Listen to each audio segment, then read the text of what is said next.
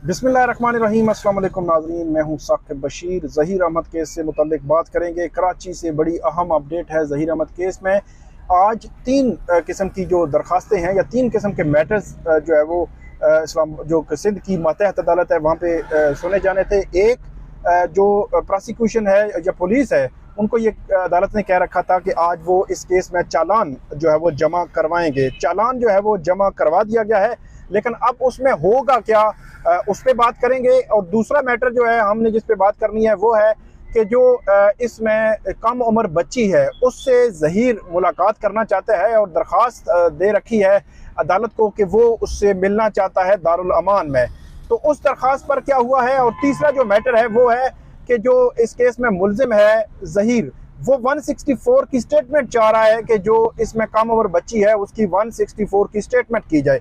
इन तीनों मैटर्स को आज सुना गया है और उन पे अप्रोप्रिएट ऑर्डर्स जारी हुए हैं।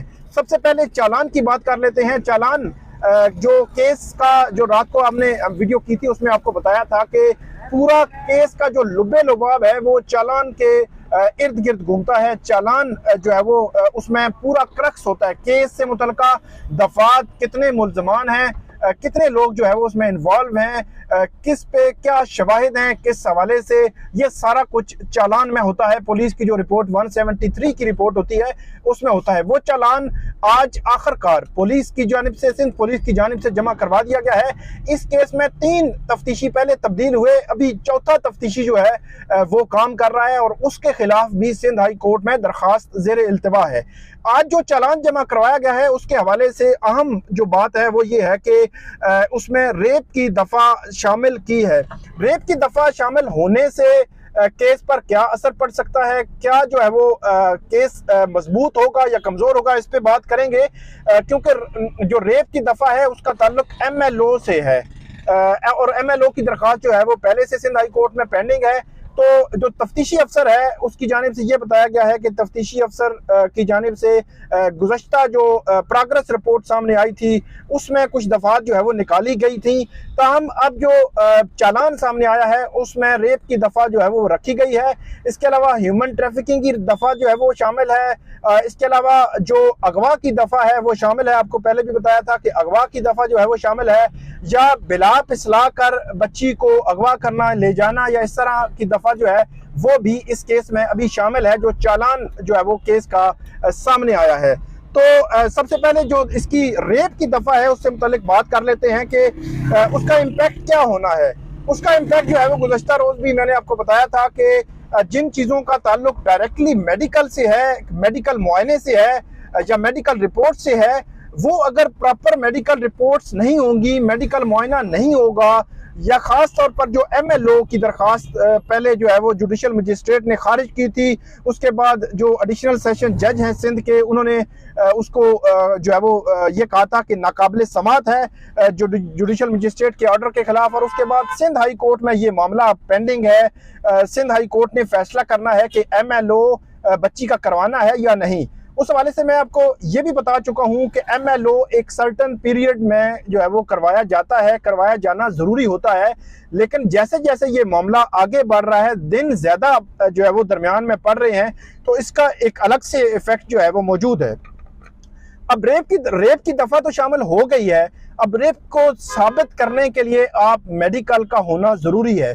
बहुत सारे ट्रायल, बहुत सारे केसेस जो ड्यूरिंग ट्रायल जितने भी आप सख्त से सख्त दफ़ा लगा दें, उसको साबित करने के लिए जो उसका मटेरियल है, जो शवाहिद हैं, जो मेडिकली या फिज़िकली या जो भी आपकी रिपोर्ट्स हैं वो मुस्तरद होना ज़रूरी है ताकि आप उसको साबित कर सकें।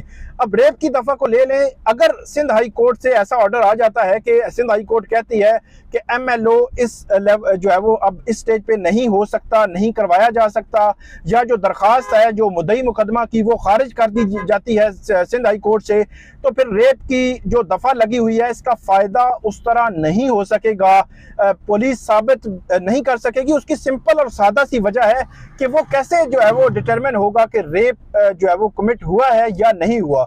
तो इसलिए अब इंतजार करना पड़ेगा कि 18 अगस्त को जो समाअत है सिंध हाई कोर्ट में, जिसमें उसने कह रखा है कि आप जो चालान जो है वो जमा करवाएंगे, उसकी एक कॉपी जो है वो सिंध हाई कोर्ट के सामने भी तफ्तीशी अफसर प्रोड्यूस करेगा और उसके बाद सिंध हाई कोर्ट ये डिटरमिन करेगी, देखेगी कि क्या वाकई ही इसमें MLO अभी ज़रूरत है या नहीं है। अगर तो MLO की दरख्वास्त खारिज होती है, उसका फिर अपना इम्पैक्ट होगा, फिर रेप वाला जो दफा है इसको या जो इल्ज़ाम है इसको साबित करना आसान नहीं होगा। एक तो इस मामले में ये है, और दूसरे दीगर जो दफात हैं उस हवाले से भी हम बात कर चुके हैं। दूसरा जो मैटर है इसमें वो है कि जो ज़हीर है, अच्छा इसमें जो चालान जमा हुआ है इस पर 20 अगस्त को जो आर्गूमेंट्स होंगे, जो फ्रीकैन हैं जो वो आर्गूमेंट्स देंगे, उसके बाद उसको मंजूर करने या ना मंजूर ना करने के हवाले से जो मुतलका मजिस्ट्रेट हैं वो फैसला करेंगे। एक तो ये मैटर हो गया इसमें, और दूसरा मामला जो इसमें है वो जो मुल्जिम है ज़हीर, इससे मुलाकात जो है वो करना चाह रहा है कि जो दारुल अमान में बच्ची है वो उससे मुलाकात करना चाह रहा है, उसमें दरख्वास्त दायर कर रखी है, क्योंकि सिंध हाई कोर्ट ने ये जो है वो पाबंदी लगा रखी है कि कोई जो है वो दारुल अमान में बच्ची से नहीं मिल सकता जब तक के कोर्ट इजाज़त ना दे। तो तकरीबन 1 हफ्ता होने को है जो मुल्जिम ने दरख्वास्त दायर की थी, वो मुल्जिम की दरख्वास्त पेंडिंग है। उस दरख्वास्त पर जो है वो जो प्रोसिक्यूटर हैं, जो प्रोसिक्यूशन डिपार्टमेंट है सिंध का, उसने भी उसकी मुखालफत की है और ये कहा है कि ये जो इजाज़त नहीं होनी चाहिए, मुलाकात की इजाज़त जो है वो नहीं होनी चाहिए, मुलाकात बच्ची से नहीं की जा सकती क्योंकि बच्ची जो है वो माइनर डिक्लेयर हो चुकी है। वो दरख्वास्त भी 20 अगस्त को सुनी जाएगी, मतलब चालान पे जो आर्गूमेंट्स होने हैं वो भी 20 अगस्त को होंगे। इसके अलावा जो दरख्वास्त है मुल्जिम की कम उम्र बच्ची के साथ मुलाकात की, उस पर भी 20 अगस्त को जो है वो आर्गूमेंट्स होंगे। और तीसरी जो दरख्वास्त है वो भी इम्पोर्टेंट है कि 164 की स्टेटमेंट बच्ची की करवाना चाह रहे हैं, उस मामले पर भी जो है वो पेशरफ्त नहीं हो सकी।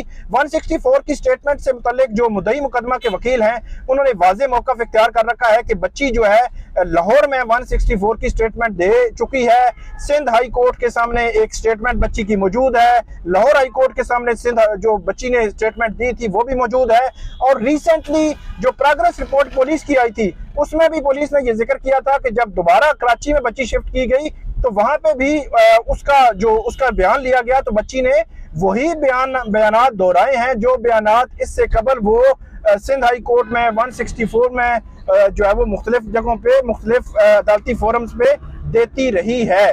तो इसलिए जो ये तो मुद्दई मुकदमा का मौक़िफ़ है। अब इस केस में भी 164 की स्टेटमेंट वाले मामले में भी 20 अगस्त की तारीख जो है वो रखी गई है अदालत की जानिब से।